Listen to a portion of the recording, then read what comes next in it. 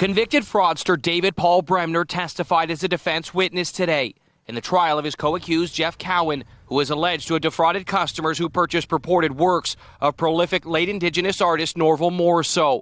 The Crown alleges Cowan was the source of hundreds of fake Morrisseau works, and that Cowan, Bremner, and Jim White of Essa Township were part of an art fraud ring that sold mimicked Morrisseau works while passing them off as authentic paintings. Cowan asked Bremner, who worked as an appraiser of fine art for years, about Bremner's interactions with several galleries and figures in the art world, including White. The 84-year-old White and Bremner, who is 78, took plea deals for their roles and were each sentenced to house arrest.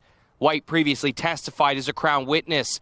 Cowan faces 6 counts, including uttering forged documents and defrauding the public when he allegedly passed off Morrisseau works police say were fakes. Bremner admitted to turning a blind eye to suspicions the works were forgeries and proceeded to authenticate the art. Some pieces sold for more than $30,000, another close to $100,000. The Crown alleges Cowan was the source of many of the pieces.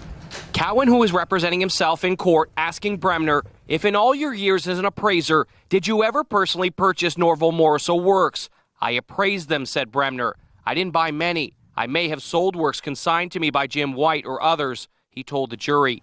During cross-examination from the Crown, Bremner took issue with the statement he had no formal training or education in the works of Norval Morrisseau, testifying, my formal training of Norval Morrisseau is looking at the works for many, many years, studying the works, tens of thousands.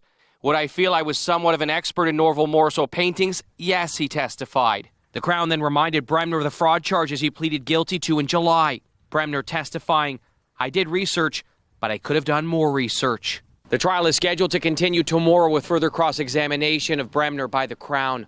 Mike Arsleedy, CTV News, Barrie.